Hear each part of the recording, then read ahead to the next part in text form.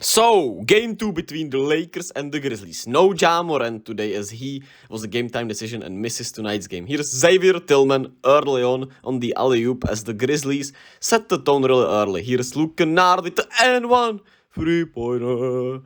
And the Grizzlies were off to a perfect start for this game. The Lakers couldn't create anything on offense and the Grizzlies were knocking down their shots.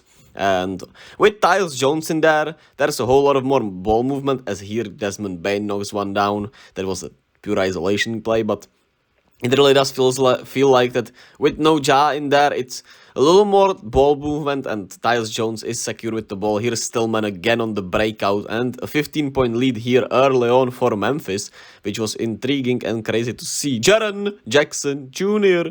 makes it splash.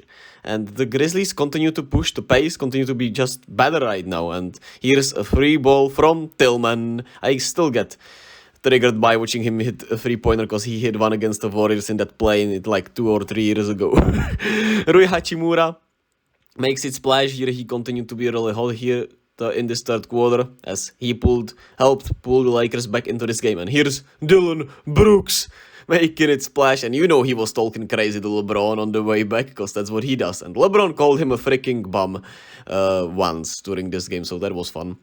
And we'll talk about that more a little bit later. Here's LeBron getting an easy layup over Dillon Brooks as it's a 6-point game here late in this fourth quarter, but the Grizzlies with a securement of the ball and Dillon Brooks makes it splash and he hits the dagger here and you know he was talking crazy. He was 5 of 14 still, but yeah, 12 points for Dillon Brooks and overall he was more of a positive than a negative today. Jaren with 18 points, 9 rebounds, 3 blocks. Wasn't as great as in game 1, but he still showed really well. Didn't foul as much. He played almost 40 minutes, which was great to see. Great to see him just stay out of foul trouble. Tillman, 22 and 13. Great night, 10 of 13. He was in the right place at all the time, it felt like.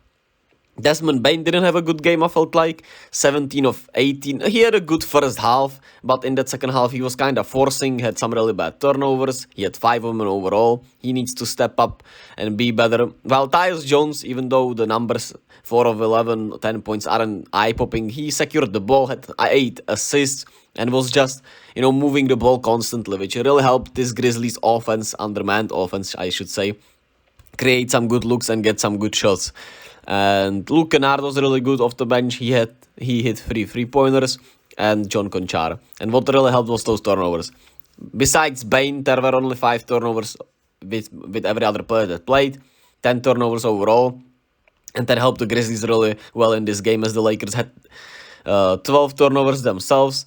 It wasn't, of course, that big of a difference, but they couldn't knock down any 3-pointers, while, of course, the Grizzlies did knock down 3-pointers, so that helped a lot. And the bench overall for the Grizzlies, for the Lakers was really bad tonight, besides Rui Hachimura, who was once again the only silver lining of the bench. Everyone else didn't show up pretty much. Then D'Angelo Russell continues to just play horrifically in the playoffs. 5 fouls, 5 points, 7 rebounds, 4 assists, 2 of 11. I would love to be more positive about D'Angelo Russell because I just like to be positive, because being positive and kind and everything just doesn't cost you anything as much as you can say for the opposite, but it makes you feel, I'm not sure if it makes you feel better because some people just like hating and it makes them feel better, right? But for me, being kind makes me feel much better than, saying D'Angelo Russell played horrifically, but he unfortunately did. It's been the case with him pretty much everywhere where he played, especially in the playoffs. Pretty much in the playoffs only, right? With Minnesota, it was pretty much the same. With LA, it's been the same. And it just feels like, at the end of the day, he's more of a, something that when you look at it, when you look at the, how do I call it, right? When you just look at it without any context, it feels like, yeah, this will be great. This feels great. And in the end, it's just underwhelming.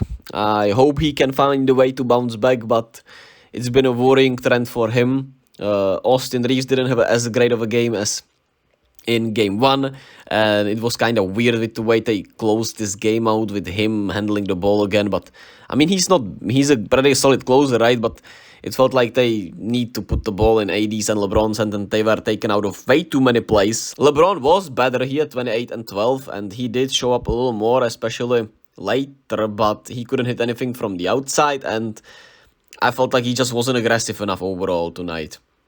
It was a weird game from LeBron. And AD was double teamed a lot, which of course doesn't help. Put on once again a really good defensive game, but couldn't get anything going offensively because of those double teams. And when he got some opportunities, he was just not knocking down those turnaround fadeaways, mid-rangers, nothing. So he needs to be better the next game. But the Grizzlies executed their strategy pretty well, I would say, on the Lakers. And you know, when LeBron took a threes, you're good with that. When D'Angelo Russell, who has not been great against Memphis, who experienced it firsthand last year, right, misses 5 3-pointers. I mean, you create looks that you want to see them taking.